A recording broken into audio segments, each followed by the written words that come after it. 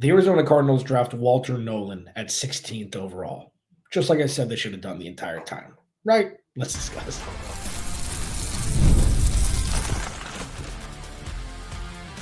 You are Locked On Cardinals, your daily Arizona Cardinals podcast. Part of the Locked On Podcast Network, your team every day.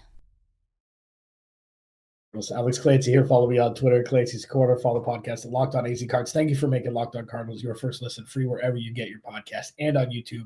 Part of the Locked On Podcast Network, your team every day. Today's episode is brought to you by LinkedIn. LinkedIn Jobs helps you find the qualified candidates you want to talk to faster. Post your job for free at linkedin.com/LockedOnNFL. Terms and conditions apply. So obviously I say in jest in the cold open. This is not what I've talked about over the last couple months regarding what the Cardinals should have done at 16. I was incredibly wrong. And I don't take back my thought process. And I also understand why they went interior defensive line, why they went defensive tackle, especially the man they chose to draft. I said throughout this process that regardless of who the Cardinals pick, regardless of what position it is, with, quarterback, running back, and tight end is the outlier, it was going to be a good pick. It was going to be something they needed. They need defensive line help. They need edge help. They need offensive line help. They need corner help. So it was a good pick. And what I'm going to do today is final segment. We'll talk about day 2 and day 3 targets, names that are still on the board, position groups predominantly on the board, the character concerns. There are some quote-unquote off the field and on the field issues that are rumored to be surrounding Walter Nolen in some form or fashion. Why I don't see that as an issue whatsoever with, him coming to the Cardinals. And then now, for those that don't know Walter Nolen, 6'3", 308. He's an absolute world beater from the inside. He's not a perfect player yet. Some have quoted him saying he's a better athlete than football player right now, but he's 21. He's got all the room in the world to grow. And I think he's going to be a great fit for the Cardinals. And this isn't, me backtracking on, this was the better choice. It's splitting hairs with what the Cardinals should do at 16. It really is, because they needed help at all 3 of the positions, offensive line, pass rush, and defensive line and corner you can throw in there too. So stoked about the pick, was watching a bunch of tape on him last night. He's the reason why he's going to be a good fit for this team is he has something that Darius Robinson, Dalvin Tomlinson, and Calais Campbell and Dante Stills don't have. He's got that quick twitch. I'm 21 years old and I'm faster than you from the interior in him. He said, he's like, I'm the next Aaron Donald. Okay. So while let's, crawl before we can walk here.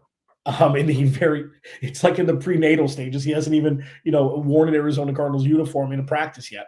But the dude's got character. The dude's got personality. He and Dalvin Tomlinson and Calais Campbell in interviews together are going to be hysterical. They're just dudes who love to play football. And above all else, and this is the one thing that I said, whether it be pass rush or defensive tackle at 16, regardless of the position between those two, there is a great support system with vets. Great support system. And Darius Robinson is going to be able to, take advantage of this also with Dalvin Tomlinson and Calais Campbell both coming over. Like, they're going to learn a lot. It's going to be a safe space, a stable ecosystem, and Walter Nolen is the perfect yin to the yang of Dalvin Tomlinson, Darius Robinson, and Calais Campbell. So you can't be more excited. The dude coming out of high school was the number 1 recruit, went to Texas A&M for 2 years and transferred to Ole Miss, had 6.5 sacks last year. He was a 2nd-rated defensive tackle coming out of the combine. So after the pick, I just saw, I searched Walter Nolen, and I saw before the draft and during the draft, just really well-respected pundits. There was a load of them saying Walter Nolen is the steal of the draft. Walter Nolen should go top 10. If it wasn't for, all of the, wide receiver, Ashton Genty, Cam Ward, Travis Hunter, like he would have gone top 10.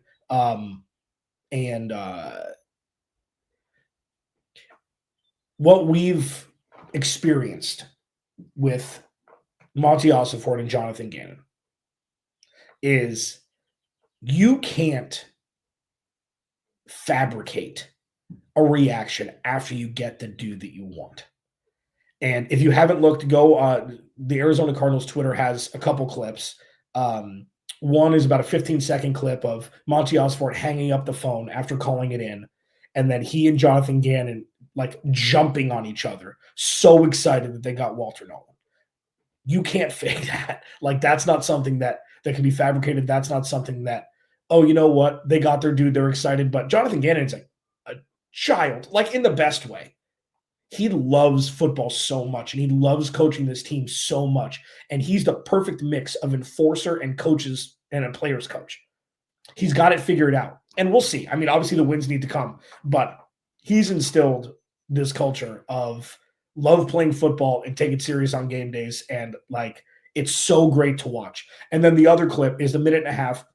This is now the viral like stencil of clips is GM calling player, and then player talking to owner, player talking to head coach.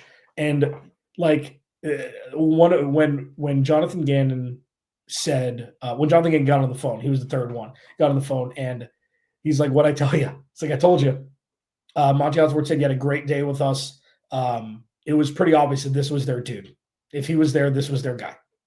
And I'm so happy that I made the mistake of saying otherwise, because it was so obviously being enamored on both sides. Thanks for taking a chance on me, Walter said, and Monty said, "You deserve it."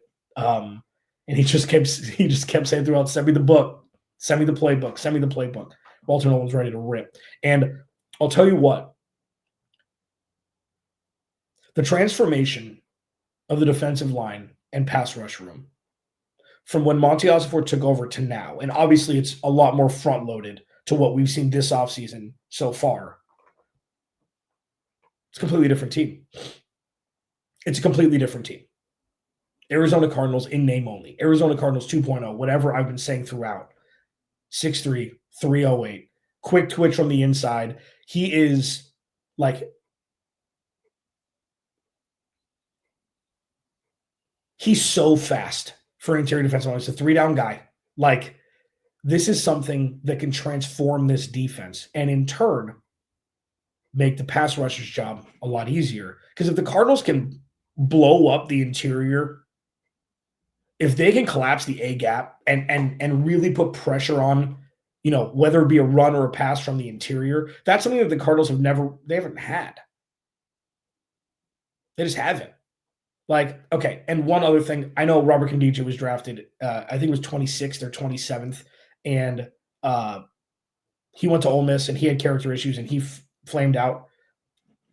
Just because two people went to the same school doesn't mean – it's like the Cam Scatterby argument. Oh, he went to Arizona State, the Cardinals should draft him. Dumb. It doesn't make any sense. It's completely irrational. This dude is so excited to be an Arizona Cardinal.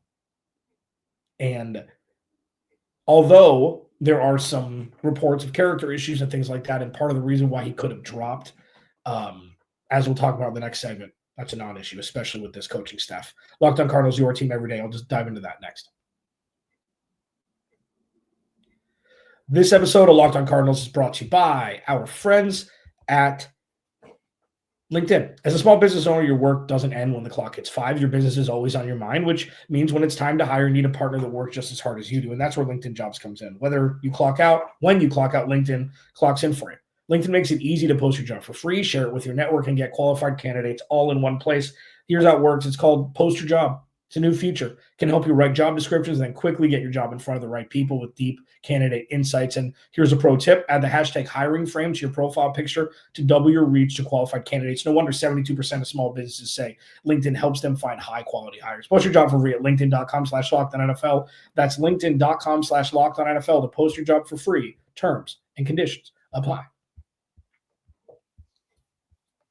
Please go to the YouTube channel, search Locked On Arizona Cardinals, hit that subscribe button, man. Check out Locked On NFL, the YouTube channel there. Great draft coverage yesterday. I jumped on after the 16th pick and gave a couple minutes, thoughts. If I would have gone elsewhere, I gave my honest opinion. But again, through this entire process, the Cardinals win no matter what. Whatever position they chose to draft at 16, they win. They get a premium guy at a premium position. and a position they desperately needed. So you take solace in that. I don't care if I'm right or wrong. I just want to see this team progress with their roster building endeavors to become perpetually relevant. And they took a big step in that. Yesterday. And yeah, they've got a bunch of dudes there. But if it's truly best player available, and they saw it, and when you saw those clips of Monti and JG hugging or them on the phone with Walter Nolen, they knew he was the dude. That was it. He was the guy. And it's so fascinating now. New regime, new stability in place, no leaks, no false reports, nothing. You hear nothing from that camp. And that's exactly the way a stable organization is run, at least from the GM down. Character concerns. So the reports about Walter Nolen, the big one that's permeated through, his draft profile and things like that is he tends to storm off during practice out of frustration. Okay. So he can't handle his emotions sometimes. Okay. He's 21. Who cares? Jonathan Gannon is not Lane Kiffin. Jonathan Gannon is not Jimbo Fisher. It's like this is the big boy leagues, man. What good coaching does is they harness that energy and that frustration and you funnel it into production. You funnel it into hatred for opposing offenses. So the character concerns, don't care at all. Like these are non-issue things. He walks into the locker room day one, after rookie camp with all the vets, the entire team, coaching staff, Jonathan Gannon, Nick Rallis. And you see Dalvin Tomlinson, Calais Campbell, Nick Rallis, and Jonathan Gannon. Yeah, he'll be all right. He'll be all right. This is the perfect situation. So think of it this way.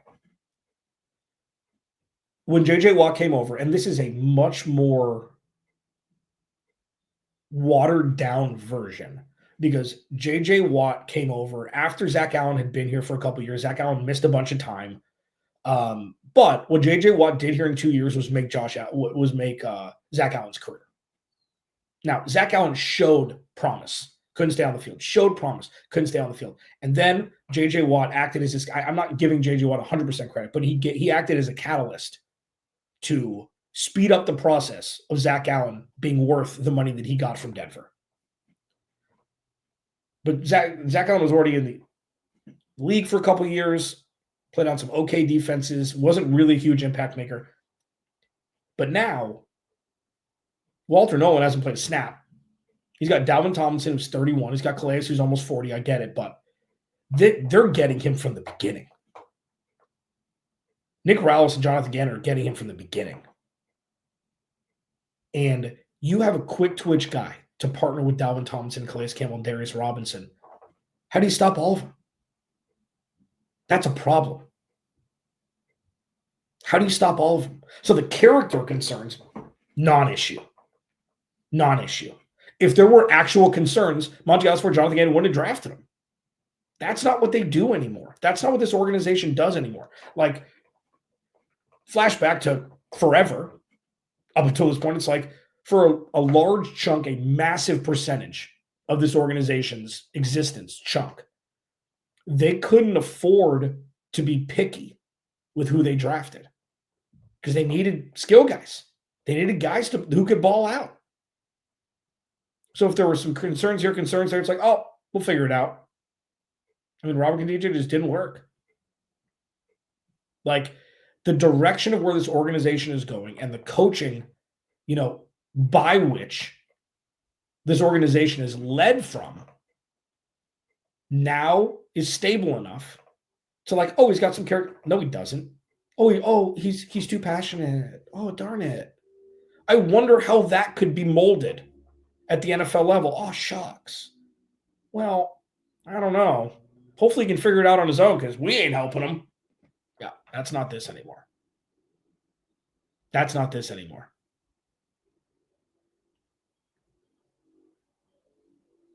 I just don't know if there's a better spot in the NFL. It's like there probably is, but like I just still kind of bask sometimes in, man, this is what a non-toxic relationship looks like. It's weird. It's cool. But it's sometimes like, oh, when is this going to go wrong? It's like the Stockholm. Somebody in my comments was like, it's not Stockholm syndrome, it's PTSD. No, I think it's Stockholm syndrome to losing. It's like Stockholm syndrome is somebody who, becomes obsessed by their captor or becomes, not involved with, but, close to their captor after being kidnapped. And I think it's Stockholm syndrome to losing because Cardinals fans over the last 50 years, it's like that's their safe space, even though it's completely toxic. That's all they know, aside from like 8 years of the 100 that this team has existed in. So when you see this and you hear character flaws, like, oh, not an issue. That'll be fine. Now, if this were Steve Keim and Cliff Kingsbury, yeah. And you'd be like, well, I wonder how this is going to go. But, I mean, let's be honest. They would have drafted John Campbell if it was Steve Keim. He wouldn't be able to hit. I mean, John Campbell is now now represented by Clutch Sports. Of course he is. Steve Keim can't stay away from off-ball linebackers, even after his GM days. But, like, all in all, when you see a dude like this and you see what he looks like on the field, you see how fast he is, you see how the three-down nature of what he can do and his skill set for each down, pending, down in distance, coupled with Dalvin Tomlinson and Calais Campbell, who have different skill sets. This defensive line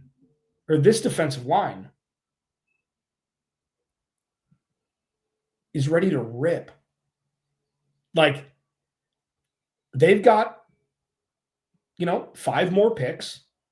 We'll see what happens. We'll talk about situations in the next segment. Like, I can't help but think now it's like, remember when I said if you didn't, like, every day you'll know this, but if this is your first listen Locked On Cardinals, thank you. You make tomorrow your second, or Monday your second. The Cardinals' defensive line isn't anywhere close to where it needed to be, and now it's beyond what you expected it to be after Dalvin Tomlinson, Calais Campbell, and now Walter Nolen. It's crazy. It's like, what do the Cardinals target now? Like, is it wide receiver in the second round? I was so against that, but now it's like, I still think I don't know. I still think they need to draft an offensive lineman today at some point. I think they still need to draft one at some point. But there are a bunch of names, as I mentioned throughout this process, like there are a bunch of first-round graded names that are still on the board. What do the Cardinals do today? What do the Cardinals do tomorrow? We'll discuss it next. Locked On Cardinals, your team every day. This episode of Locked On Cardinals is brought to you by our friends at FanDuel. The NBA playoffs are here, man, and FanDuel is giving new customers an incredible way to get in on the action. Right now, you can join FanDuel and place a first $5 bet. You'll get $250 in bonus bets if your bet wins. You want to pick who's going to win the championship? Is OKC running away with it? Boston, Lakers, the Clippers look really good. I mean, it's kind of a crapshoot at this point. Either way, you can go to FanDuel and they got you covered. Don't miss out. Head to FanDuel.com and claim your $250 in bonus bets today. Please go to the YouTube channel, search Locked On Arizona Cardinals. Hit that subscribe button, man. Go check out the Locked On NFL YouTube channel as well if you want to see responses from all of our hosts across the whole first round. They did a fantastic job producing, hosting. It was great. It was great. So go check that out. Day 2, day 3. So naturally, Will Johnson's still on the board. I'm an idiot. I'll own that. I guess the medicals were a little bit more. I didn't think turf toe was that big of a deal. Especially because he was all world the year before and he was all world when he was on the field last year. So I don't really get that. I don't think this is what the Cardinals do tomorrow is predicated upon how active they are today. Trading up, trading back. I don't know if the pool is if the pool is stocked enough for the Cardinals just to sit at 47.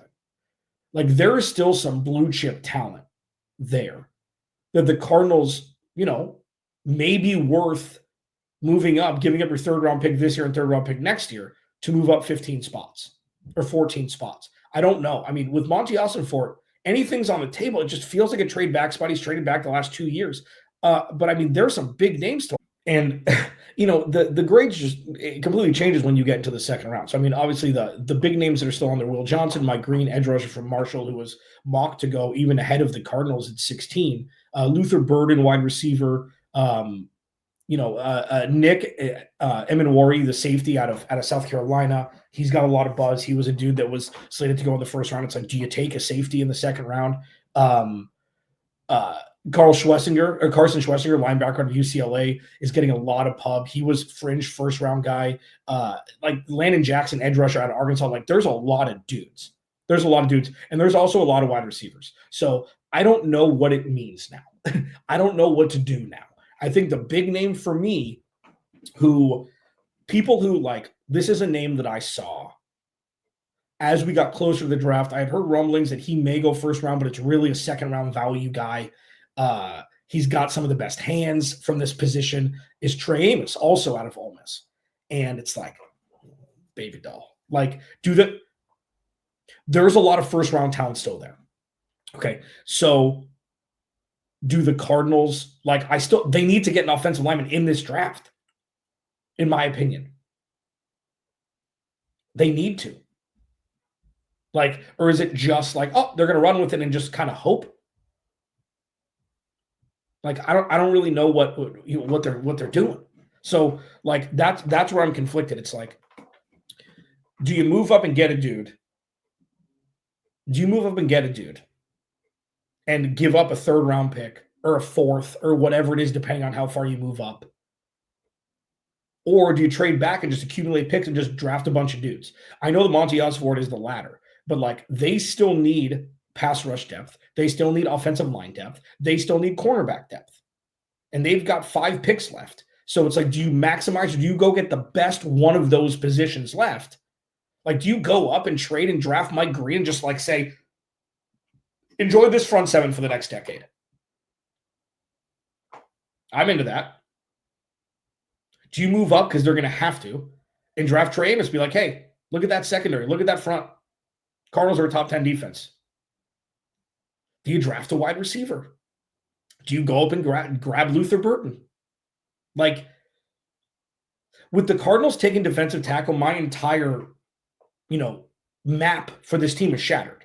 So I'm open. I'm open for business, baby. I'm ready to rip. Whatever happens, happens. If they go up and draft a wide receiver, I'd understand. Because that means the fact that they didn't take an offensive lineman at 16 means they think they're ready to go. They're good enough and they'll draft for depth in the 4th round, which is what a lot of you have said. I completely understand. I will lay on the sword when I'm wrong. I don't have a problem doing that. Contrary to popular belief, Twitter was fun yesterday.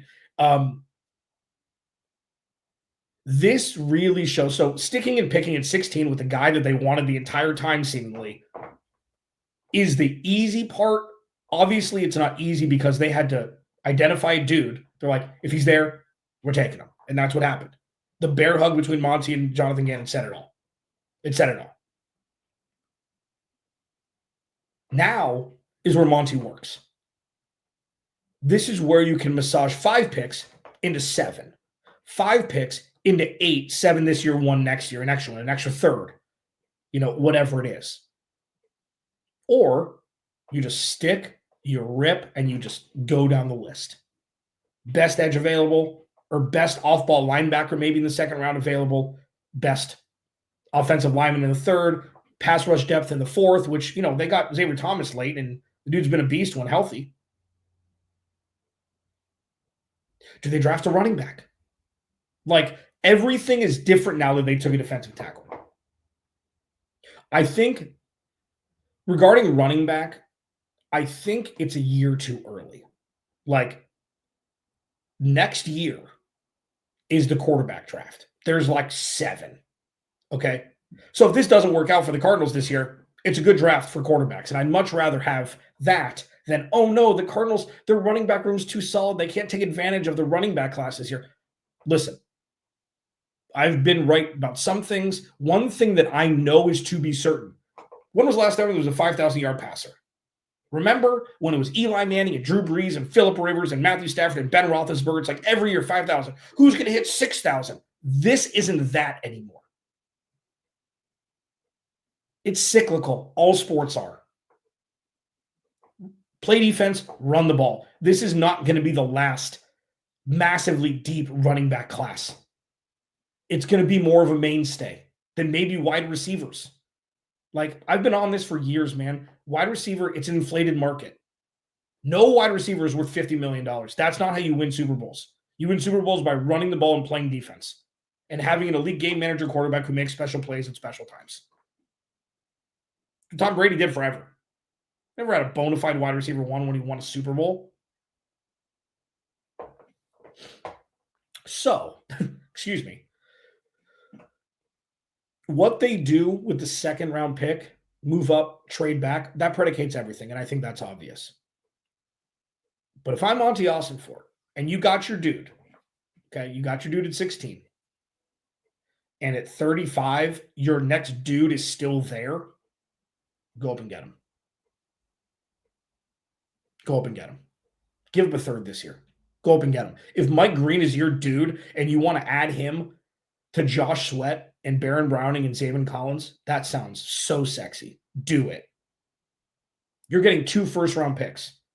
So it's like you moved into the first round, but with second round capital you have to give up and a second-round contract instead of a first-round contract. If Trey Amos is your dude, if Will Johnson's your dude, like, there are like 5 guys. There are like 5 guys. Here, let me pull the list up again. Will Johnson, Mike Green, Luther Burden, Trey Amos, Carson Schwessinger out of UCLA, Nick Scowerton, another edge out of Texas A&M. That's 6 guys. Landon Jackson's a second-round talent, but that's 6 dudes, okay? So 33 to 39, the Cardinals want to move up to 37 and move up 8 picks and give a third-rounder and go get their dude. Do it. These are the things the Cardinals are able to do this draft, especially because they didn't go banana sandwich in the first round. I'm so excited for this round, the second and third. I'm so excited because this is where Monti Ossenfort can thrive. And it'll be interesting to see what he does. He's traded back the first 2 years. He got a sweetheart deal with Tennessee wanting to move up for Will Levis. And, they traded back, got an extra third last year. What if the shoe's on the other foot and he's a little bit more proactive to move up and give up their third this year? I'm here for it. Cardinals draft an absolute monster on the interior of the defensive line to partner with Dalvin Tomlinson and Calais Campbell. I couldn't be happier to have been wrong. Locked On Cardinals, your team every day. Without you, there is no me. I will talk to you on Monday for a full draft recap.